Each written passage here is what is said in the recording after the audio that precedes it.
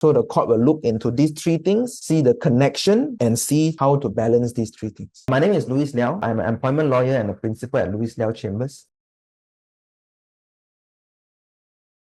So what the court will always look at when it comes to handling these kind of issues, number one, what is actually being said, the post lah, whether it's a video, whether it's a Facebook post, whether it's an Instagram post. Look for a connection between the post, what is said by the employee, and the employee's duties. Is he under a duty to say these things? Is it against the duty of loyalty? Is it against the duty of loyalty? You say this thing. What is your responsibility as an employee? And then number three, the employer's interest. What would be the interest of the employer? What is said? What is the duty of the employee? What is the interest of the employer? So the court will look into these three things, see the connection, and see how to balance these three things. So if let's say an employee says something, a post, nothing to do with the employer, doesn't harm the employer's interest, just the employee being an idiot or a bad person online, he's saying stupid things online, but nothing to do with the employer, then it has nothing to do with the employment relationship. Of course, everybody can make fun of him. If he says something really rude, maybe people want to make police report against him, but if it's nothing to do with the employer, it doesn't affect the employer's interest, then it's not an employment issue. It's not for the employer to take action. Now, of course, if an employee says something in public that is really rude, that is really offensive, it is not about his company, it is not about his employer. But if this employee says something that is so rude and offensive until it goes viral, or that this employee gets arrested, then the employer can still say that you saying this thing until it goes so viral, until people know or people relate it to me as your employer. Let's say they say, oh, I didn't know that Zoo's employee is so stupid, or I didn't know that Zoo's employees are so rude. Suddenly it affects the company's interest. Then even though the post is not directly about the company